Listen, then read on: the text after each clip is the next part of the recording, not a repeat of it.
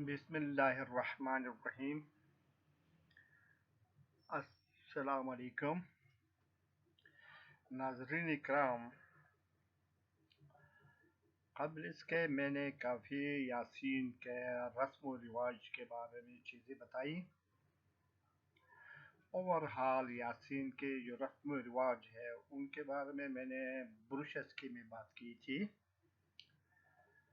یعنی سال بھر کے جو رسم و رواج جس کو ہم رسکونی کہتے ہیں یاسین کے لوگ، جنوری سے لے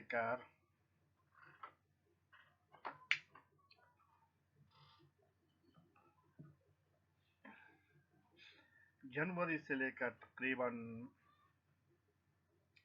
12 جنوری تک جو رسم و رواج ہے ان کا ایک اوور ویو آپ کے نظر کرنا چاہوں گا۔ یاسین میں سال کا سب سے پہلا جو رسم ہوتا ہے وہ سالگرک ہوتا ہے۔ یہ لفظ چترالی زبان کا لگتا ہے مجھے، پتہ نہیں، سال ہو گیا غریک، یعنی کہ اس کو تبدیل کرنا سمجھ لیں۔ اس رسم و رواج میں غالباً بروشوں کے جو نئے سال کے مہینے ہوتے تھے وہ شاید فروری میں شروع ہوتے تھے، تو فروری کے مہینے کے کسی تاریخ میں جو 10 مہینوں کی وہ حساب کتاب کے اس میں وہ تعین کیا جاتا تھا۔ اس روز ہر گھر میں نشستہ دار آٹے کا ایک ڈش جس کو بروشاسکی میں مکوتی، کھوار میں شوش اور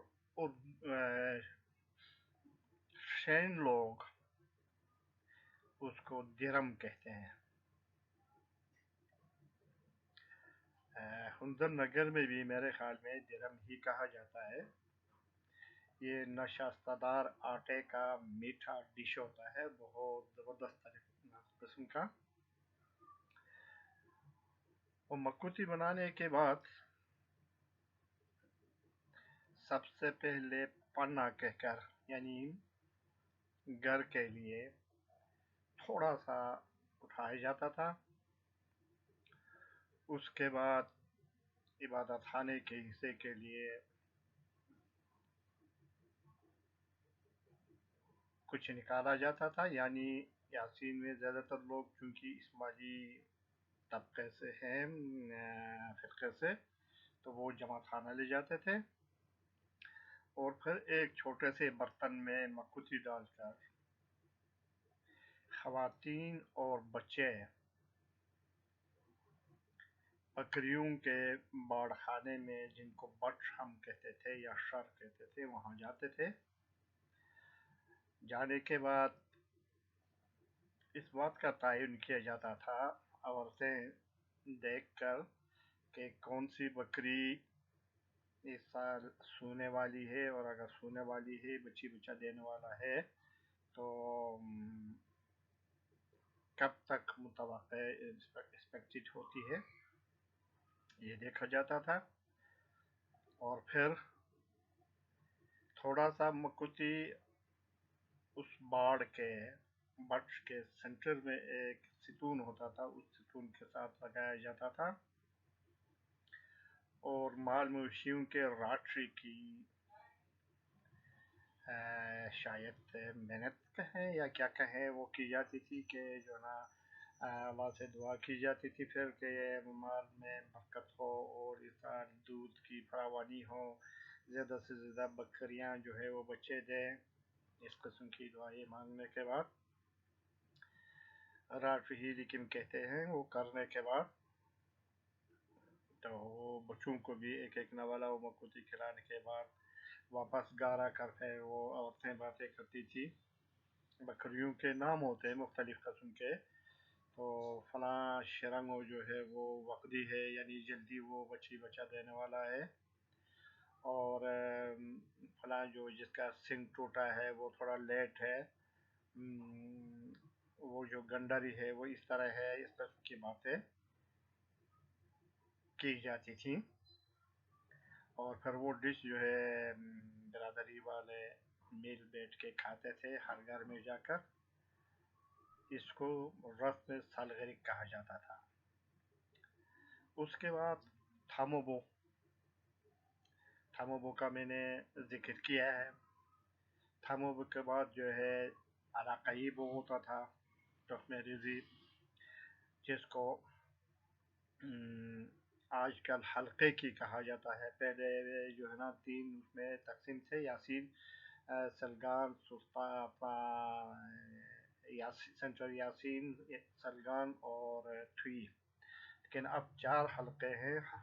ہر حلقے میں الگ الگ اس رسم کو منایا جاتا ہے، اور اس کو کس طریقے سے منایا جاتا ہے اس کا میں نے آپ کو تفصیل سے بتایا ہوا ہے۔ اس کے بعد آتا تھا جناب حلم، یعنی گندم کی بوائی کے لیے اس روز بھی یہی نشستہ دار آٹا بنایا جاتا تھا۔ اس کو رسم میں جو ہے نا گر ہریچم کہا جاتا تھا۔ اس کے بعد پھر بہاریچم، چنا، لال یا سرخ چنا جو ہے اس کی بوائی کے وقت بھی ایک رسم ہوتا تھا، اس میں بھی یہ نشستہ دار آٹے کا ڈش بنایا جاتا تھا۔ اس کے بعد ایک دو چھوٹے چھوٹے جو ہے چرواہوں کی، جو بکریاں چرانے والے ہوتے تھے، ان کی کچھ رسومات تھی۔ ایک تو وہ تھوڑا سا ظلم کرتے تھے، اچھی بات نہیں تھی، بہرحال خرگینہ کہا جاتا تھا۔ وہ چکور یا رام چکور کو کی نگرانی کرتے تھے، دیکھتے تھے وہ کس سوراخ میں انڈے ڈالتا ہے۔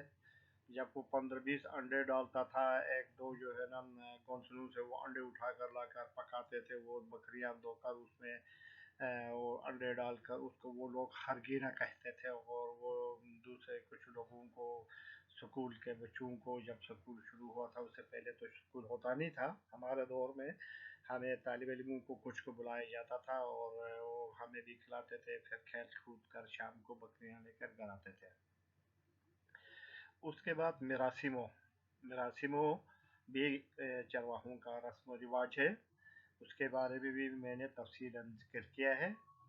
اس کے بعد آتا ہے تیرا تھرم، یعنی بلند چراگاہوں میں جانا، نالے میں جانا۔ اس کی بھی تفصیل میں نے بیان کیا ہے، کس طریقے سے وہ رسم و رواج ہوتا تھا۔ بلدنگ خوشچم، بلدنگ تیاری چم، پھر وہ جو ہے برتن کو ٹوکروں میں ڈالنا، پھر اوسنگ تیار کرنا، اور صبح سویرے سب سے پہلے بکریاں، پھر گائے جو ہے، اس کے بعد جو ہے کریزی مل کہتے تھے چھوٹنے بیٹ بکریوں کو، اور نیہوٹس کہتے تھے حیوانات کو۔ بینس ہوتا نہیں تھا، جو ہے گائے بیل وغیرہ کو۔ اس کے بعد پھر گدوں پر جو بوجھ لاد کر وہ لے جاتا تھے، اس کے بعد گھوڑوں پہ بیٹھ کر عورتوں کو لے جایا جاتا تھا۔ آج کل تو ٹریکٹر میں لے کر جاتے ہیں زیادہ تر، اور جن نادوں میں یا بلند چراگاہوں میں ٹریکٹر نہیں جاتا، آج بھی اسی طریقے سے جاتے ہیں۔ اور پھر راستے میں کرتے تھے، چھوشنگ ڈالتے تھے، اس قسم کی چیزیں ہوتی تھی۔